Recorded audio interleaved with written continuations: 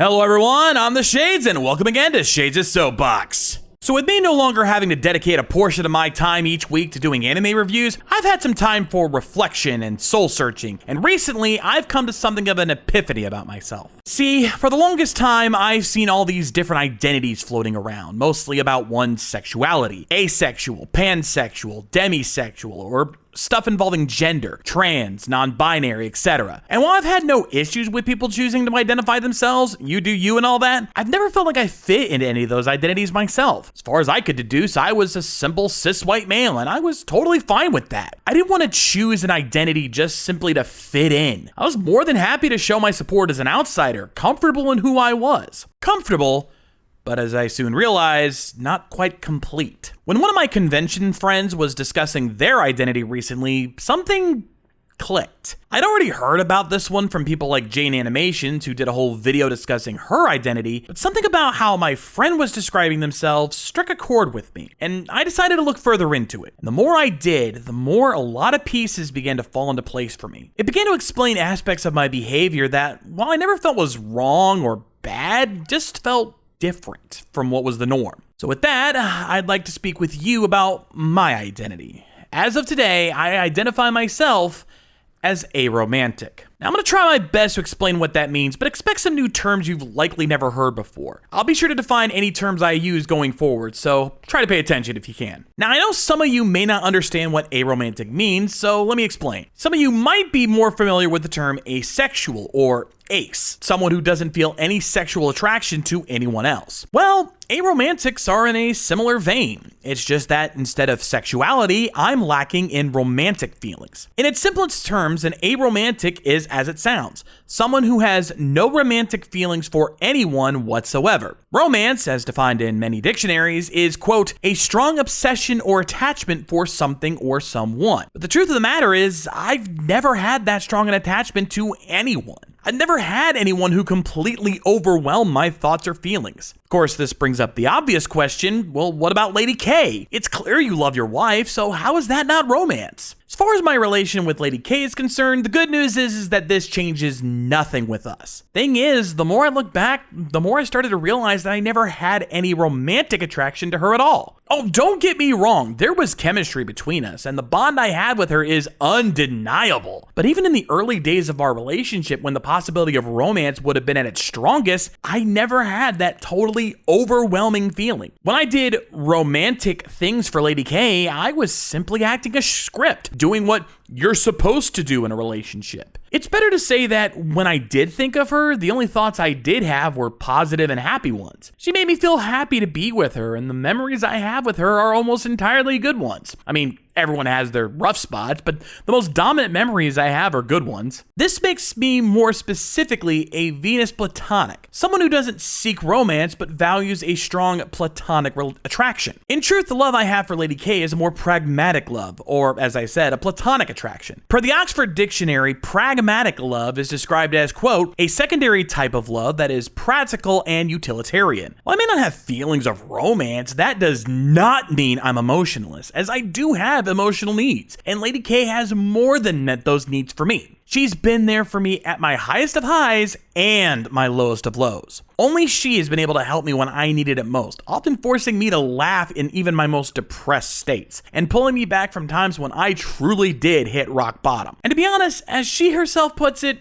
she's romantic enough for the both of us. There's actually a term for how I see her, as she is what is called my aromate, a platonic friend who fulfills the role of a soulmate in a non-romantic way. Of course, there's also intimacy. While I may be aromantic, I don't really see myself as asexual, as I do still have feelings of arousal and have sexual needs. Okay, I hear you back there, stop giggling. Regardless, given I have 2 kids, I think it's safe to assume she meets those needs pretty well. Now, I suspect a lot of this aromanticism involves around me also having ADHD. Since I'm unable to really focus my thoughts, it's difficult to have a single thought overwhelm me in such a way. It often forces me to look more logically and pragmatically at everything. Thus, I'm likely incapable of having that kind of romantic thought as a result. It's not that I don't know what romance looks like. Lord knows I've seen more than enough romantic stories out there to recognize it when I see it. But it's something that as time has gone on, I've never seen in myself. Again, there's a term for this called neuroromantic, as my neurodivergency likely is the cause of all this. That said, I'm not ashamed of any of this. If anything, I'm happy that there's a name and label for what it is I have going on with me. Now that I can recognize what it is that's going on, I can understand how to deal with it. I've never felt like I was broken or wrong or anything like that, just that there was a piece missing. But now that I found that piece, a lot of questions I had about myself have an answer. Truth be told, I've always acted as one would in an aromantic relationship. It's just that now I don't feel the need to try to be romantic, while still being sure to provide for Lady K and the needs that she has. If she needs me, I'm there for her, whether it's intimate, physical, or emotional needs. If anything, she's never asked me to be romantic with her, since I provide her real needs just fine. So now I can focus on that without having to worry if I truly love her or not, because I do. It's just that the bond I have for her is not one that relies on being obsessed with her loving me. I provide her needs and she provides mine. So why fuss over such a silly thing like romance? We can still laugh together, smile together, cry together, etc. So why did I feel the need to make this video? Announce my identity to all of you? Well, it's more for awareness, to perhaps help those who might be in a similar position as me and may not have considered it themselves. Like I said, I only had this revelation when one of my friends announced their identity. So I can imagine someone else who watches this video might have had this same issue and just need someone to tell them, hey, it's okay. You're not broken or wrong.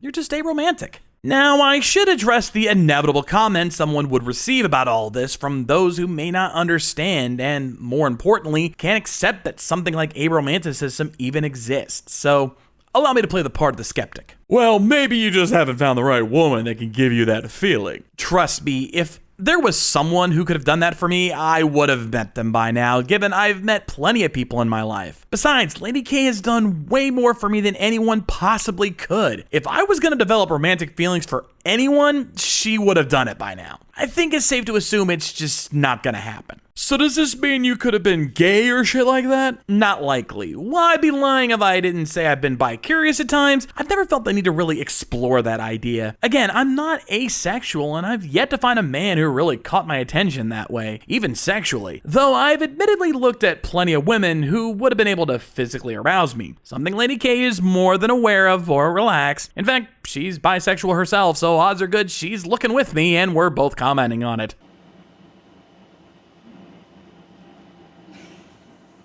But even then, I've never felt the need to cheat on her just for the sake of a quick fling. My physical needs can easily be handled on my own, at least when Lady K isn't able to provide them at the time. What about the other way around? Don't you worry about someone coming around to sweep her off her feet, stealing her from you? Again, if that was gonna happen, it would have by now. If anything, my particular kind of aromanticism might have been a boon to our relationship. Though, to be fair, this may not be the same for other aromantics out there. It's just that since I was capable of providing for her emotional needs and not have my own needs taking priority, she's never felt the need to cheat on me either. We've been together for over 18 years at this point, and I've not once ever felt like she's changed in any suspicious kind of way. If anything, our bond has gotten stronger as time has gone on. Oh please, aromantic isn't a thing. You're just making excuses for not loving her the way you should. As I said, I do love her quite a lot. I've said before that she's the best thing that's ever come into my life, and I honestly don't know where I'd be without her. It's simply that the love I have for her is based on more pragmatic factors. Instead of this idea of, she is my everything and I can't stop thinking about her, which again might actually be better off. Look, I know I won't be able to convince a lot of you, but the pure and simple truth is, I know who I am quite a bit more now, and I'm happy with that. I've always been someone who, at the bare minimum, wants to know what's going on so I can adapt to whatever life throws at me. Now that I have this new piece to the puzzle, my life is a bit more in my hands. There's still more about myself I'm probably haven't figured out yet, but at least now, I feel confident in who I am and who I'm with as a partner. While I won't go around wearing any pride flags or adding anything to my social media profiles, I'm proud to be who I am, and I hope that one day everyone else can be proud of themselves, no matter who they are. being aromantic isn't a bad thing. Neither is being ace, pan, demi, non-binary, trans, LGBTQ, any of that. What matters is that you're simply a good person to yourself and to others. If any of this sounds similar to things you've been going through, I highly encourage you to do what I did and do some research. There are plenty of resources out there for you to find, so go ahead and take good old Joe Bob challenge. Google that fucker. You should always just Google that fucker. Now that I found out this little bit about myself, it's time to see what else there is to discover, because my journey has only just begun. Anyway, that's gonna do it for me here today, ladies and gentlemen. I'm the Shades, and we'll see you next time. Rock on!